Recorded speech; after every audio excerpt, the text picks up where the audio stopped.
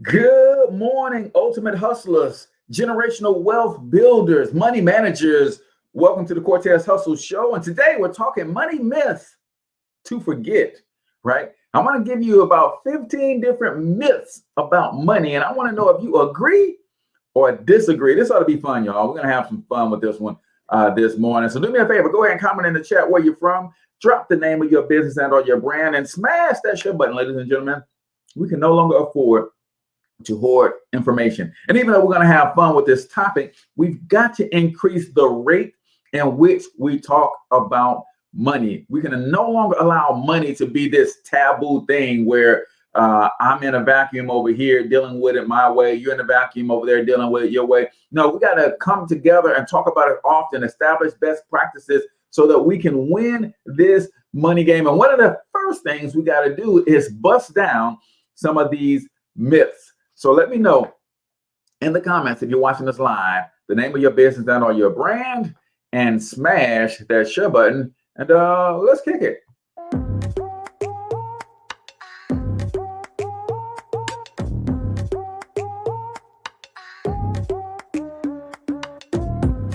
Yo, what's up, ultimate hustlers, and welcome to the Cortez Hustle Show, the business podcast for the entrepreneur of the 21st century. And I'm your host, Cortez Hustle. Our goal is to give you a behind-the-scenes look at how the world's greatest hustlers build amazing brands, scale their businesses to incredible heights, sell more, make more, and create mass movements that impact the world. It doesn't matter if you're a seasoned vet or you're sitting on the sidelines with aspirations to one day unleash your inner hustle. This show will provide the insights into how pure grit, determination, and hard work has morphed into some of the most iconic brands and personalities and how they are moving the culture forward. You'll get a mix of solo shows featuring yours truly, as well as interviews and content from other hustlers that I either know personally or I've learned from or whose grind I've come to know and respect. And you'll also get exclusive recordings from our membership called Monetize My Life Academy, which you can check out at monetizemylifeacademy.com. That's a program where we go live every month with some of the best hustlers on the planet, sharing best practices on how we all can explode our brands with advanced branding and marketing tactics, business development strategies, and financial game planning necessary to build the empires we all desire. Again, that's at monetizemylifeacademy.com. If you like today's episode, chances are the hustlers you're connected to will like it as well. Share it with those in your network. And when you do, use hashtag Cortez Hustle so I can see you and hopefully give you a shout out and share you in my stories. So check out today's episode and make sure you subscribe to the feed on your favorite podcasting networks.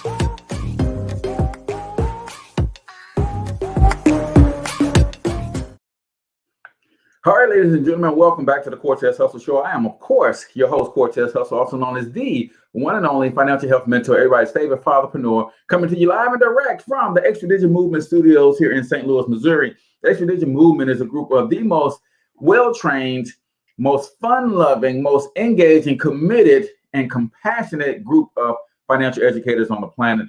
If you want to learn how to get your money right, then you need to connect with the Extra Digit Movement. Their whole mission is to help you grow your income, cash flow, and your net worth one digit at a time. If you want more information on that movement, just comment keyword extra digit or text keyword extra digit to 314-874-6887 for more details. Good morning, Miss Vivian. I see you out there. Comment the name of your business on your brand and make sure you hit that share button, ladies and gentlemen. We're talking money myths to forget. I want to know if you agree with or disagree with banishing some of these myths about money today. Before we get into that, you guys know I got to give you a couple quick announcements. If you are in the St. Louis metro area, Financially Lit Fathers is hosting its first Family Wealth Workshop where you're going to come live in person, right? Where, of course, honoring all COVID protocols, but this is a live in-person workshop where you're going to learn how to make money more efficiently. You're going to learn how to save and manage money more effectively. You're going to learn how to grow and protect your money more aggressively, ladies and gentlemen. So that's at 2055 Walton Road, right over here in Overland, Missouri, 631 114, I believe, is the zip code. All you got to do is text RSVP to 314-874-6887 if you want the flyer and all of the additional information from 3 p.m. to 5 p.m. They're calling it the Family Wealth Workshop. It's time for us to get on the road to financial freedom and independence. And you do that by understanding money and how to build generational wealth. We also are still looking for 9 more people who want their own business in the financial education space. If you are willing to invest $130 in yourself so that you can have your own business in the financial education space, then I want to have a conversation with you to see if we're a good fit to work together. My goal is to help 12 people. I've already got 3 on board. My goal is to help 12 people in the next 90 days build a 4-figure residual income. And if that sounds like something that you want to be a part of, where you're literally bringing economic empowerment to your community, then we need to have a conversation.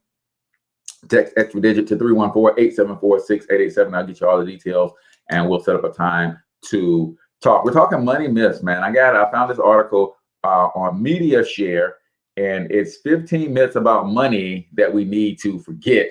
I want to know if you agree or do you disagree. And we're going to run through these 15 real quick. This should be fun, man. Everybody has different perspectives when it comes to money. Real quick, y'all know we love to start the show with a quote of the day. So let's get to our quote of the day right here on the Cortez Hustle Show. And it is this. As I was listening to my morning motivation, I heard a guy say, stop listening to yourself and start talking to yourself. It's time to stop listening to yourself and start talking to yourself, right? And I think that's so profound and so powerful because we do not give ourselves enough credit. Sometimes the voices that are on autoplay in our minds are negative, self-defeating voices about what we can't do, what we shouldn't do. Ladies and gentlemen, you got to remember this. The sole purpose of your mind, the way it's constructed, is to keep you safe. And some of the programming in your mind that's set to keep you safe is keeping you safe from trying new things, right? Well, think about it. As we were coming up in our evolutionary history, if we tried new things, we could die, right? We didn't have as much information as we do today. Now, today, I know that trying certain new things won't kill me, but that's not how your brain looks at it. Your brain looks at it as, hey, this is what we did yesterday. We stayed alive, so we're going to stick to that script. So anytime you have the ambition to try something new, your brain is trying to fight that because it's all about keeping you safe. Well, guess what, ladies and gentlemen? One of the ways that you reprogram yourself is by talking to yourself, right? Words filled with emotion get into the subconscious mind and reprograms it. You need to change the programming that you run on. Some of you guys are running on programming that was put into your head when you were a child. And some of those things were put in there by some people that we love and respect. And it makes it even harder for us to get rid of those things. That's why your voice has to be the one to override some of those negative things that we've been taught and that we continue to repeat to ourselves and reinforce in our subconscious every single day. So it is time to stop listening to yourself. Of course, unless you've already been through this process and the words that you're constantly telling yourself is positive, then yeah, keep listening to yourself. That's not the case for 95% of us.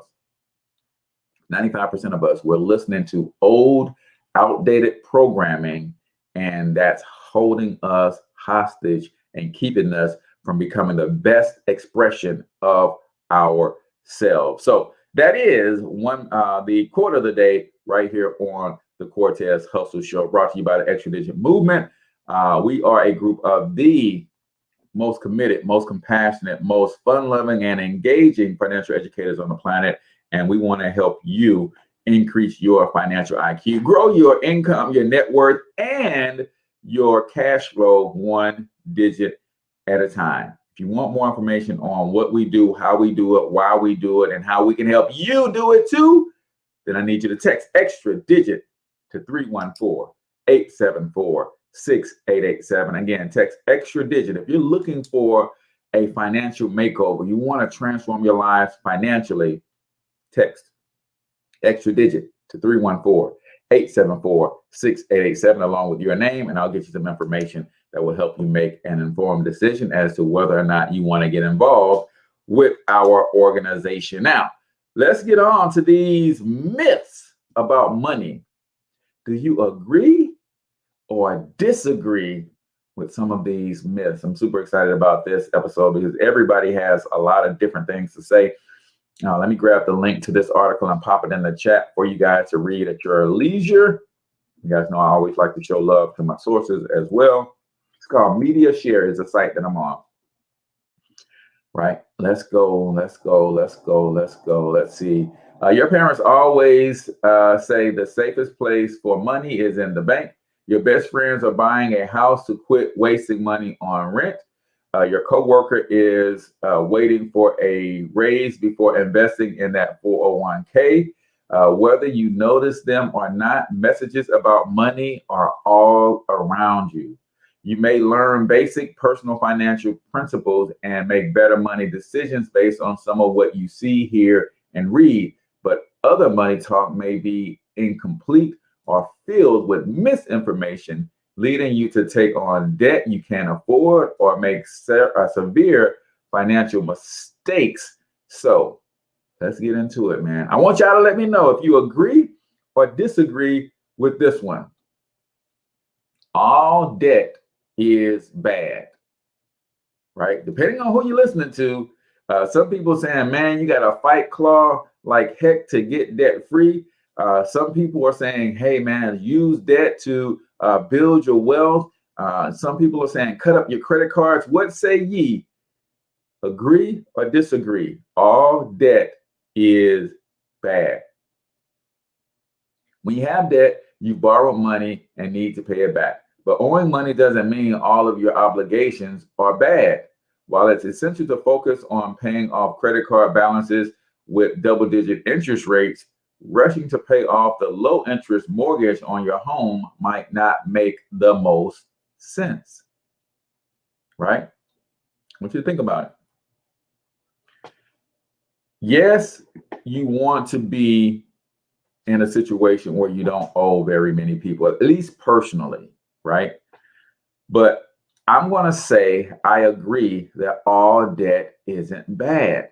If you have a solid financial education, this is a perfect example. You got a mortgage with an interest rate less than 3 or 4%. You got credit cards with interest rates of 18, 19, 20%. I would say you would fight and claw to pay off the credit card debts because paying off those credit card debts will increase your cash flow and increase your credit score. But let's say you had an extra $300 per month. You could take that extra $300 per month and pay it on that mortgage where the interest is 3%.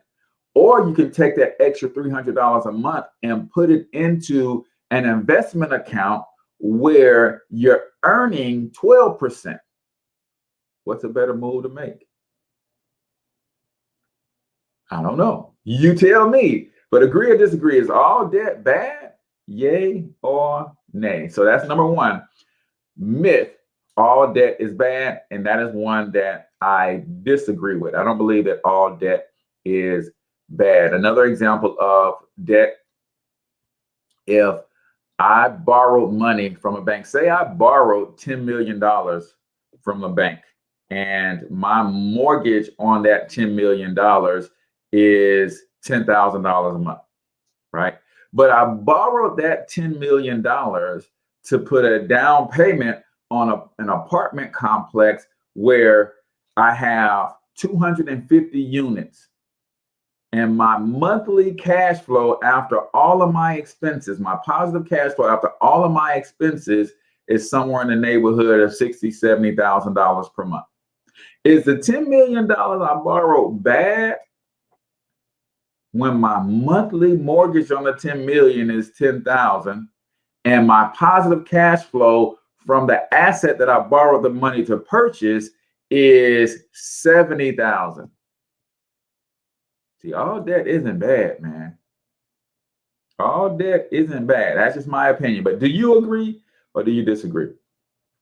Number two, let's look at this second one. I think they got about 15 of them on here. Let me know if you agree or disagree. It's normal to have a lot of debt. Now, this is one of my pet peeves, right?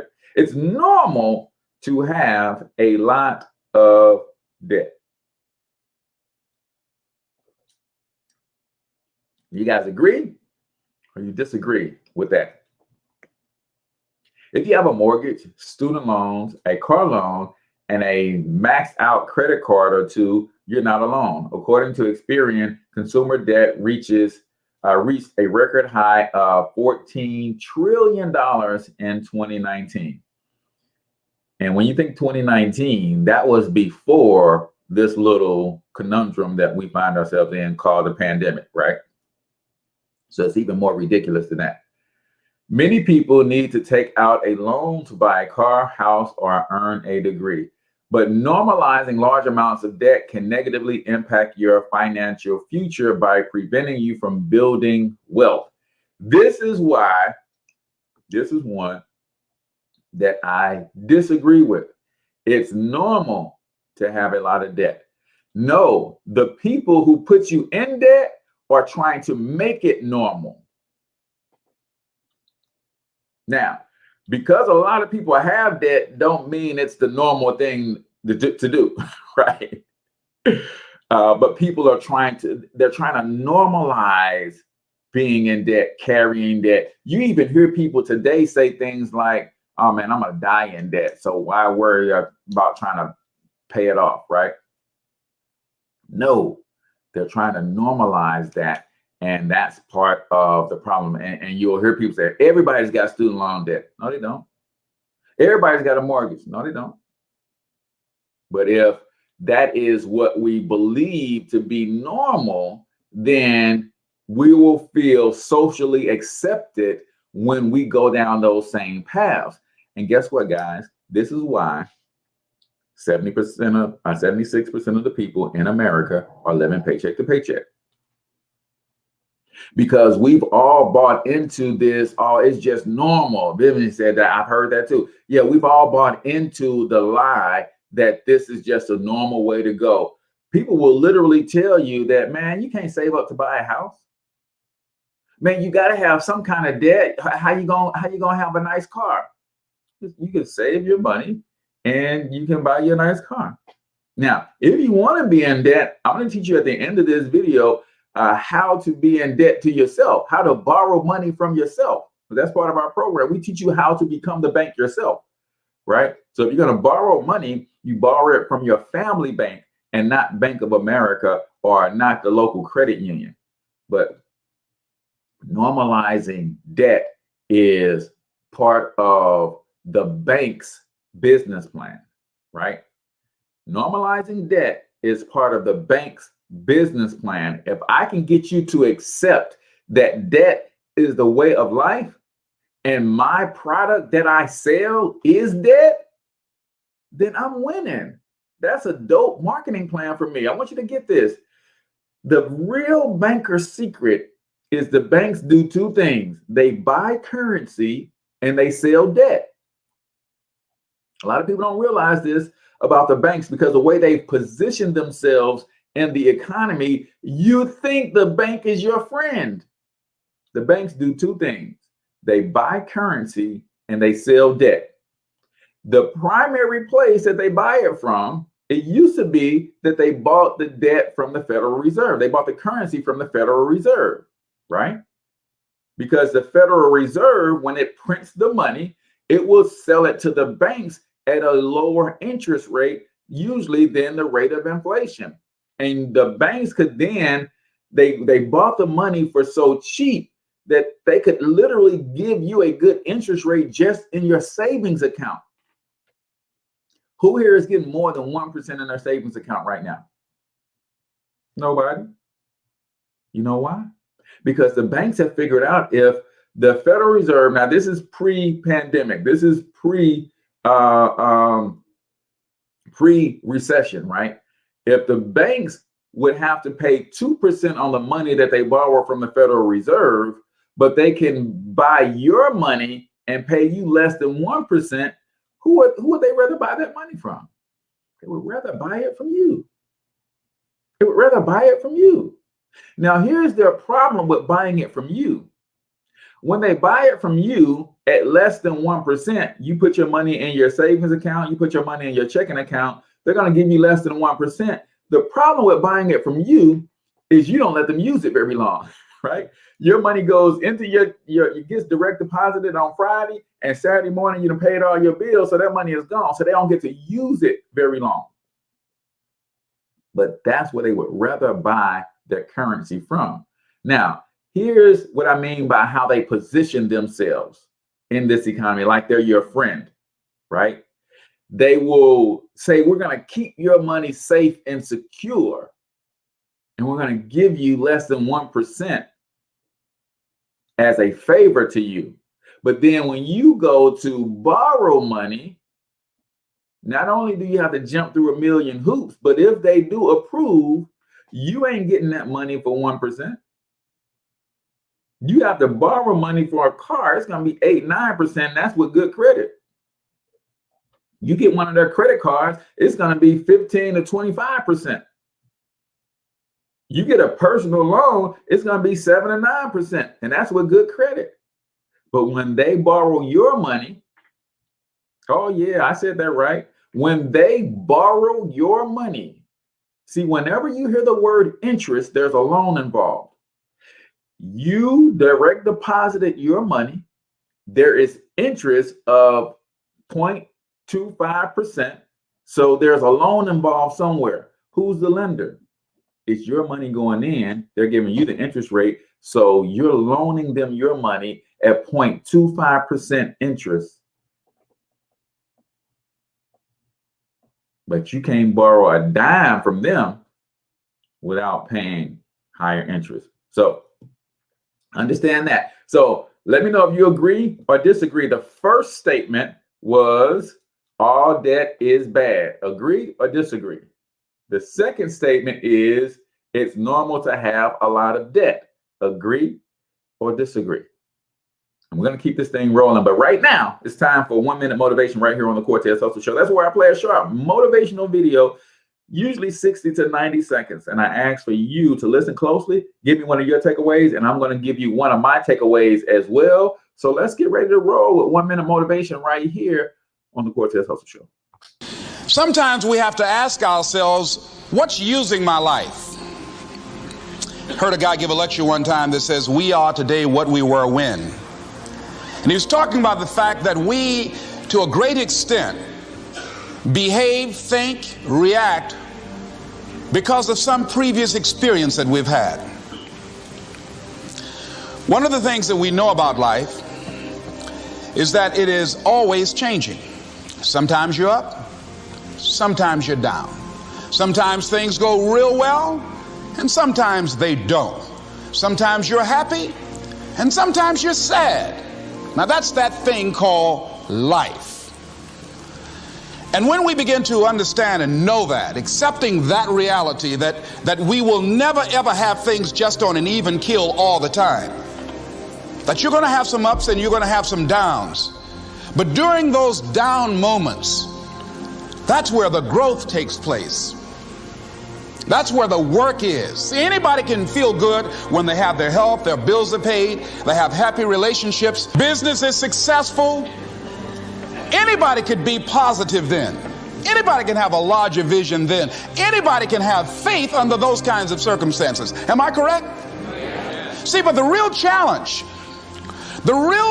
of growth, mentally, emotionally, and spiritually, comes when you get knocked down. Somebody said that adversity introduces a man to himself or a woman. Hoo-wee! Adversity introduces a man or woman to themselves. Have you gotten to know yourself yet? Have you gone through some things in this lifetime that has caused you to get to know yourself a little bit, right? Have you been challenged? Have you been challenged, right? How do you respond when you, my friend, are challenged? See, there's persistence, and then there's perseverance. Persistence is there's something in my way, and I'm going to keep trying till I figure out how to get over it, under it, around it, through it, whatever. I'm just going to keep trying. That's persistence. Perseverance, on the other hand, says this thing that is in my way, not only is it in my way, but it has knocked me down. It has put me on my butt. My question for you today is, how do you respond when life puts you on your butt? Do you stay down for the count? Do you struggle back to your feet and continue to press on towards the mark? Or do you just give up? It amazes me how people aim to do something great, and then they appear to be totally surprised that it's not easy to accomplish when they run into hardship, when they run into difficulties. You're not doing anything great in this lifetime that's going to be easy. It's going to be without its challenges. That's going to be without its setbacks. So setbacks and challenges don't surprise me as much as they do other people. In fact, I anticipate the setbacks and challenges, and I try to have contingency plans. I at least have something in my mind that says, if this doesn't go like I want it to, then here's how I'm going to continue to move forward. Right? Vivian says she's going to continue to press on. Are you prepared for challenges, for change? How do you respond to the challenges or change? What's using your life? Was a question that he started out this thing with. What's using your life? Are you in control? Are you going down the path that you want with a rudder? Or are you like a ship without a rudder and you just kind of letting the waves and the winds of this thing called life just push you all about? You have to be determined and decisive about what it is you want to accomplish and where you're trying to go. And you've got to press towards that mark. That is 1 Minute Motivation right here on the Cortez Hustle Show, brought to you by MWR Financial and the Extra Digit Movement.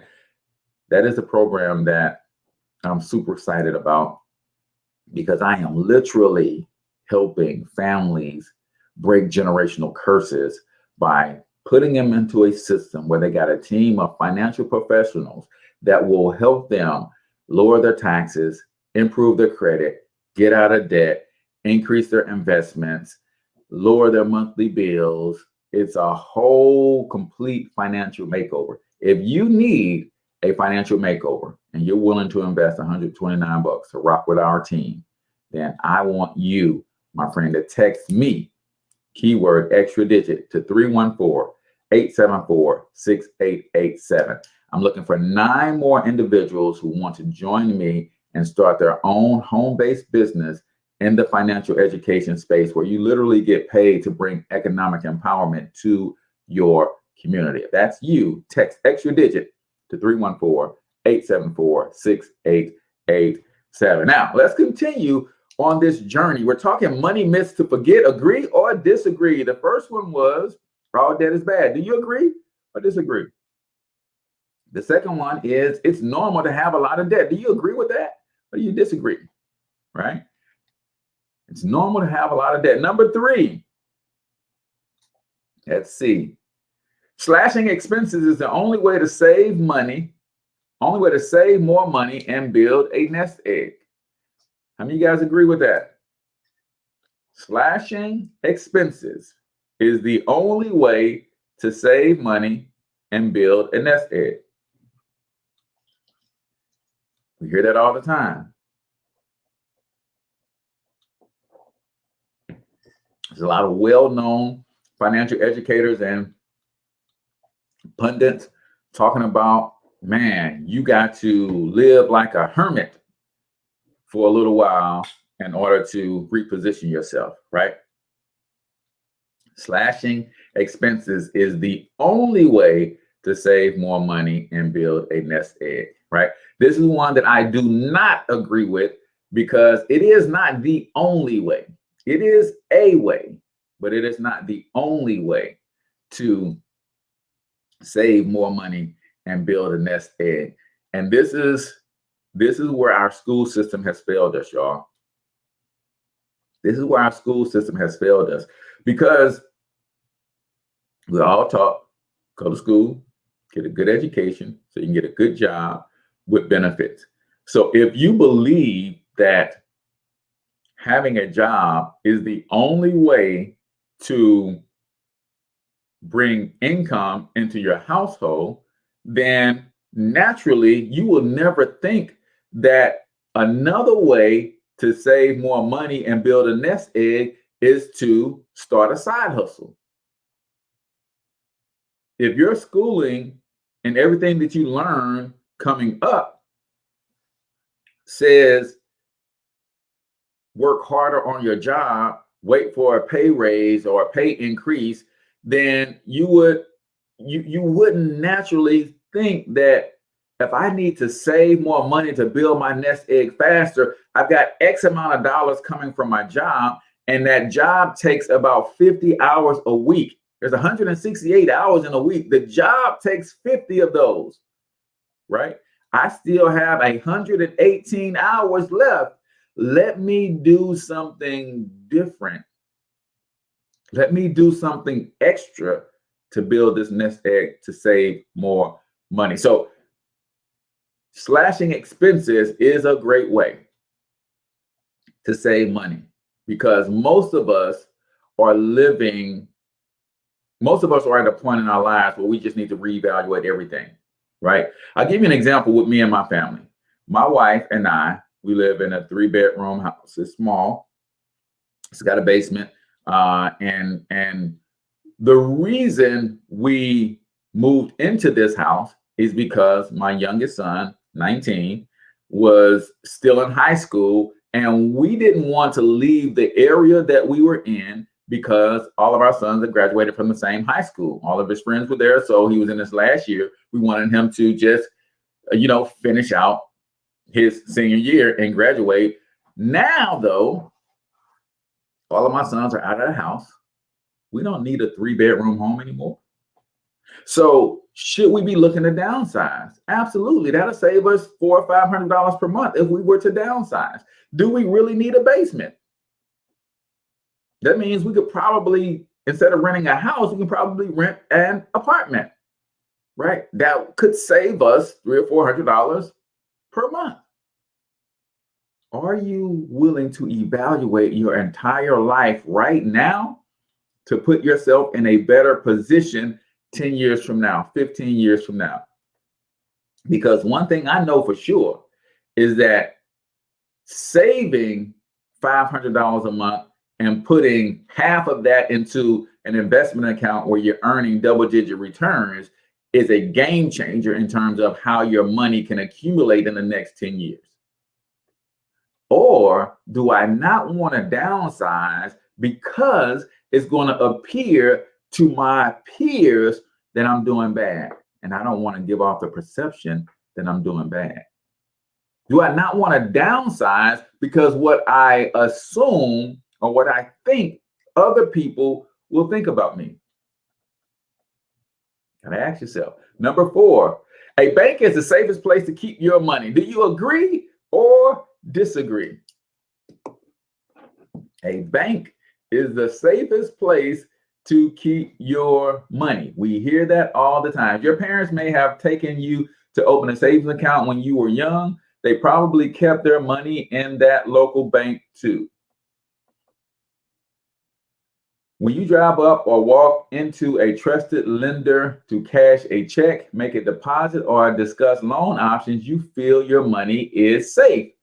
That's also true because most savings and checking accounts with banks and credit unions are FDIC insured up to $250,000. So yes, you think that putting your money where it is safe may instead be you think that putting your money in the bank is safe.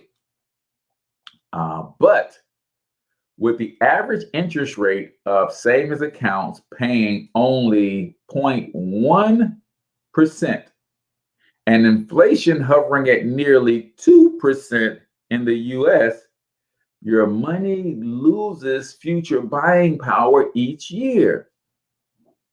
So if you're talking about safe from like it's not never going to be stolen, I guess you can say it's safe that way.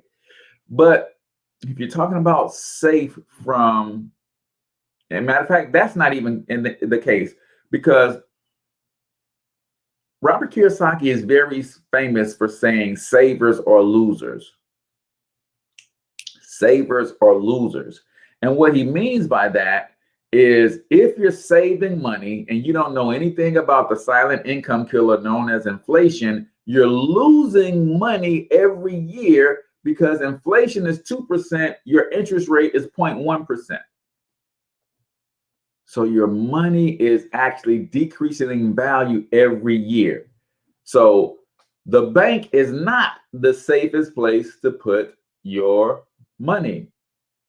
You need to look at other places where your money will grow at least faster than the rate of inflation. Talk with a financial professional and review your risk tolerance and future financial goals for retirement before deciding how much money to safely keep in a bank. Right?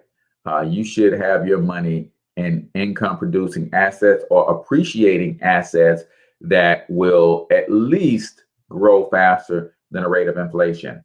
Number 5, you shouldn't talk about money problems with others. Do you agree or disagree? You should not talk about money problems with others.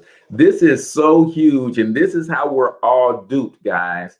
Listen, when you can get people to keep a secret that, and here's the secret that you're keeping, we're all struggling financially.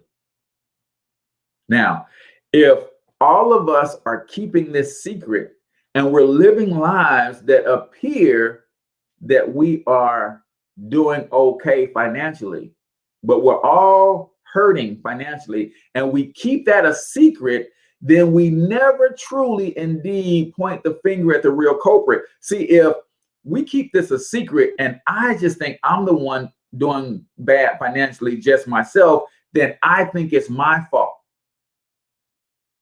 Right? So I'm trying to fix me because I'm not talking to anybody else. I don't know that 80% of people in America are struggling financially because we're not talking to each other. We've been trained to keep it a secret. If we talk to one another and discovered that 80% of us, 76% of people in this country are living paycheck to paycheck. 90% of people in this country got negative items on their credit report, right? If we start talking to each other about what's going on in our finances and we start looking like, hey, you struggling too? You struggling too? Wait a minute. All of us are struggling? Then, hey, man, you got a degree, so I know you're smart. Hey, you got 2 degrees. I know you're smart. You've been working hard all your life and you own a business and you're struggling too. If all of us are struggling financially, then the problem can't be us. It's got to be the system. So there's a reason we're trained to never talk about money. Because if we did, then we'd shed light on what the real problem is. Right. And we can exchange ideas and build together. Right. So you should not talk about money problems with others. I disagree with that. Right. Number 6, it's smarter to buy a house than keep on renting. This is the great debate, right? This is the great debate. Cameron, what's going on? My friend says if we talk to each other, we may get together to do something about it. The plan is to keep you individual. Groups are stronger than the one. Man, you are so right, man. And the last thing they want us to do is group up and fight the system. They would love for us to keep trying to fight the system as individuals, because we can never win that way, right? Me screaming on my channels and about how the system is broken and how you're broke by design does nothing. But if all of us started to believe and think that way, and we came together and pointed our finger at the system, they have to do something, right? That's how cryptocurrency was born, because a group of people got together and said, no, we're going to fight the system as a group, not as individuals, right? So is it smarter to buy a house than keep on renting? Is it smarter to buy a house than to keep on renting, right? Many Americans believe home ownership is the American dream. Who sold you that dream? Who told you that owning a home was the American dream? Do you know? I bet you can guess now that we've been having this conversation. Who told you that owning a home was the American dream?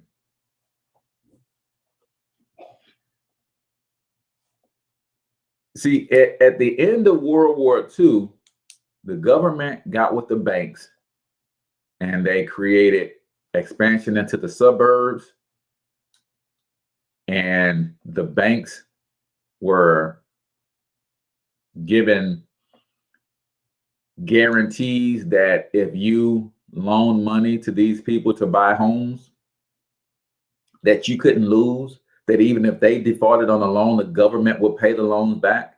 Very much like the government guarantees student loans. That's why the cost of college is always going up. The same thing happened at the end of World War II. Home ownership exploded. Why? Because the campaign was, you got to own a piece of America. You got to get this American dream down packed. And the American dream was sold to you by the people who are financing that dream to you right now, the banks. The banks. Right? According to Bloomberg, while homeowners outnumber renters in the US 2-to-1, there are still over 100 million renters. These renters like hearing the message that they're wasting their money often, right?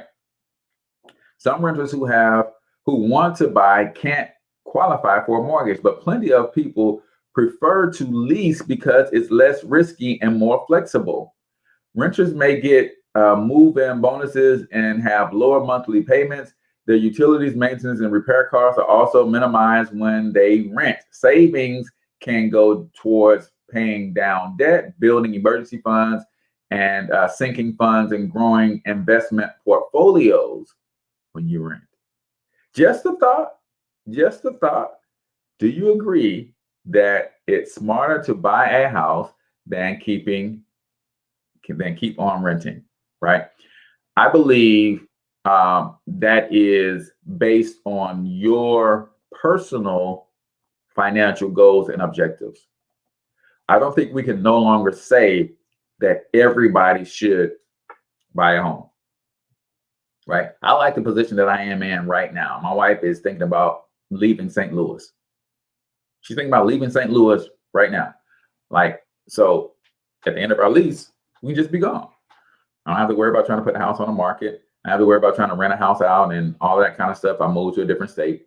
The flexibility is there. I don't have to worry about repairs and stuff. I call the landlord. So there are some advantages, some pros and cons on both sides. So I would say based on your personal goals, right, then you could look at buying a home, right? And a lot of times people will talk about, well, you're not building any equity. Once you think about this, I had Dr. Jerry Bobo shed some light on this one time. He said, listen, if you are building this equity in your home because it's appreciating in value, how do you get the equity? You have to borrow it. Well, wait a minute. Is equity mine then, or is the equity actually the bank's? Because if it's mine, then why do I have to borrow what's mine? Just something for you guys to think about. They got this whole thing, oh man, built in a way that it's weird, right? This whole thing all set up for you, right? Number 7, you don't need an emergency fund if you have credit cards or a HELOC, home equity line of credit. Agree or disagree? Many financial gurus talk about having at least $1,000 to cover an emergency, but your next goal should be to accumulate at least 3 to 6 months of expenses in an emergency fund, right? Mini emergency fund, then full emergency fund, right? Most people feel relief when having a money cushion in case of unexpected expenses. But as the balance grows in your emergency fund, you may question whether it's smart to let the money sit idle, waiting for something to happen. This is especially true if you have credit cards or access to equity in your home. Some people gamble on using credit cards or a home equity line of credit in an emergency, but don't forget that your crisis may affect your ability to earn an income and pay your bills. This is the true meaning of an emergency fund, right? Keep in mind that emergency might not just be the transmission goes out in the car. Yeah, if you got a HELOC, yeah, if you got a credit card, if you got a Firestone card, then you can just pull that thing in and they'll go ahead and fix it for you, and you just pay that back little by little. But what if your emergency puts you and your mate out of work for 6 months? Right? Can you live off your HELOC that long? Can you live off your credit cards that long? Got to start building an emergency fund, people. Number 8, you need to have a lot of money to invest. Do you guys agree with that or disagree? You need to have a lot of money to invest. Listen, y'all, this is one that I definitely disagree with. And this is part of the financial institutions' game to keep you broke. See, if you believe that you can't make investments grow at, if you're just investing $50 a month, for instance, then you'll never invest anything. If you keep telling yourself, man, I've got to get myself to a position where I can put $500 a month in my investment, you may not ever get to that position because there's other things that are keeping you from that place. Especially now with apps like Robinhood, Stash, these different companies now allow you to buy fractional shares of companies. You could literally invest $1 into Apple right now today if you wanted to. And if all you had was $1 a week to invest in Apple, that's better than investing nothing at all. Do not fall into the trap of thinking you need hundreds and thousands of dollars to invest. I shared with you guys before. In fact, if you want to go to myperfectmoneyplan.com, Fidelity Investments will allow you to start an investment account with $0. Zero. And if you go to myperfectmoneyplan.com, I show you 3 different investments. One three mutual funds, one at 12%, one at 13%, and one at 16%. 3 different investments. You can start with $0 and you can put as little or as much money into them as you want to. myperfectmoneyplan.com, the generational wealth plan. It's crazy. But if you're thinking that I can only start investing when I have a certain amount of money, you're falling into the trap, right? Late fees and interest on credit cards, it defeats the purpose of using them for an emergency fund. You need to get educated on dollar cost savings. It does not take a lot to start, especially at a young age. You're so right, Kerman, on that. That is so true. So don't fall into the trap that you got to have a lot of money to get started. Number 9, a high income makes you wealthy. Oh, a lot of people fall into this trap. Oh, I make 6 figures, but they also spend 6 figures. So they have the appearance of wealth, because if you drive a foreign luxury car, if you live in a nice 2,500, 4,500 square foot home in a nice gated community, that's the appearance of wealth. But if it costs you everything you make to maintain that, then you're not wealthy. You just broke at a higher level. Period. Like, we see that with our athletes and our entertainers, our ball players, right? They have $1 million a month lifestyle because they earn $1 million a month. But the minute they stop earning $1 million a month, they can no longer to upkeep that $1 million a month lifestyle, and they have to declare bankruptcy. Remember this, guys. Income is measured in dollars. Wealth is measured in time. How long can you maintain your lifestyle if you have no income? Just think about that. Income is measured in time. Income is measured in dollars. Wealth is measured in time, right? In the book, The Millionaire Next Door, one of the things that all millionaires have in common is an FU fund. And not F you personally, but F the whole world. Like, most millionaires, most real wealthy people have an FU fund. They have their lifestyle set up so that if they had zero income coming in for 10 years, they're okay. If I don't make another dime, the way my cash flow is set up, the way my assets are set up, the way my income is set up, they set themselves up to where if they don't have a single dollar of income coming in, they could live for 10, 12, 20 years in some cases with zero income. That's wealth. Rich is a dollar amount. And I got $1 million today. If I spend that $1 million tomorrow, then I'm not wealthy. I was rich because I had accumulated a lot of resources at one time. How you accumulate those resources? Real wealthy people have passive and portfolio and residual income coming in that surpasses their monthly expenses. So if you have $5,000 in monthly expenses and your portfolio passive or residual income is $15,000, you're wealthy. You may not have millions in the bank, but I got income sources that don't require me to leave my house and go to work, that will take care of my expenses every single month. This is why I invite y'all to work with me with MWR Financial, because we're building residual income at the same time we're working on your credit. We're working on getting your debts down. We're working on your investments. You can't beat that. Number 10. You'll need to work until you're at least 65 years until you can retire. Now, y'all know I don't believe that crap. I strongly disagree. You need to work until 65. Listen, man, if you are a father, if you are a man and you want to join Financially Lit Fathers group, our whole mission is to help you make money more efficiently. We have this wonderful invention called the internet, ladies and gentlemen. And the internet has leveled the playing field so that you can make the same amount of money that you make in a week in a day. And here's why that's so significant. This is why this is such a passion of mine, to help men particularly make money more efficiently, because our presence is missing in our communities.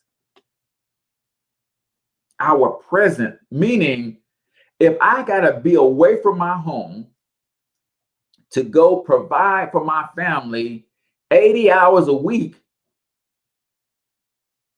who's there to protect the family? But if I could make that same money in 20 hours a week, now I can be there not only to protect my family, but I also can be present in my community to help those who may not have fathers in their homes, to kind of help guide, shape, and mold the other young men and women in my community. This is why my mission is so big, is we've got to learn how to make money efficiently. It don't take 40 hours a week to build a lifestyle, y'all, from a financial standpoint.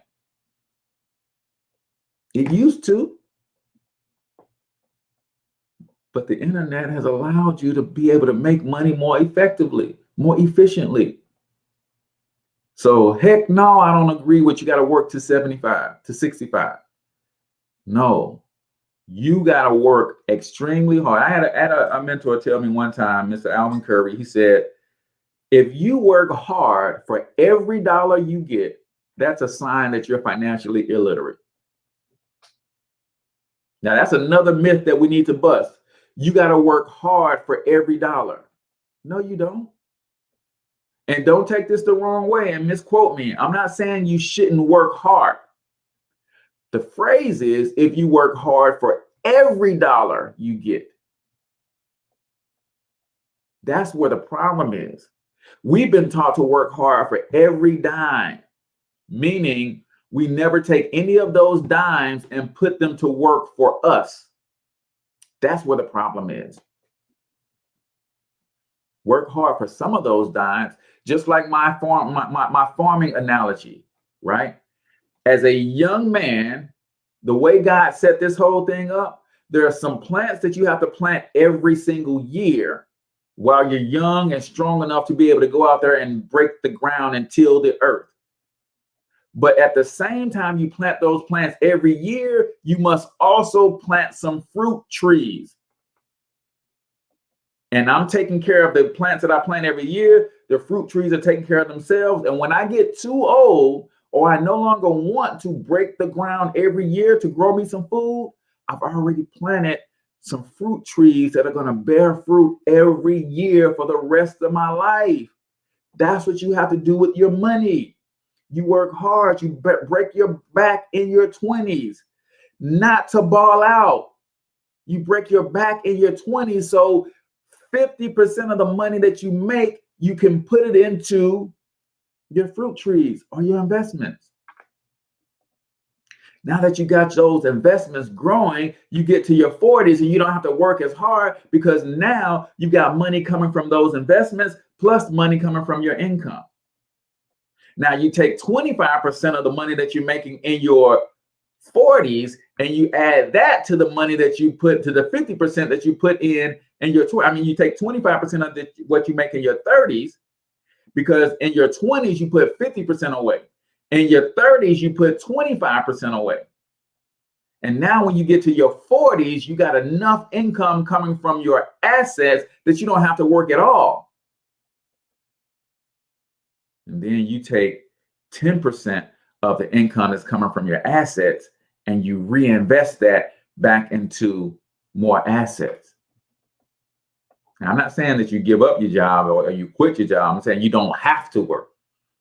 Depending on how much of a lifestyle you want to live, you might want to work in your 40s.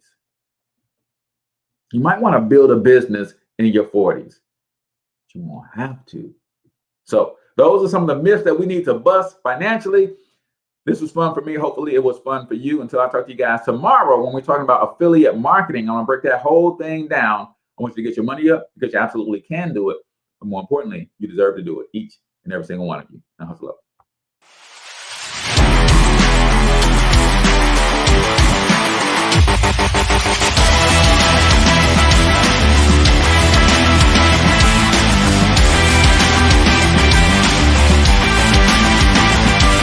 But you've got to overcome fear if you're going to win.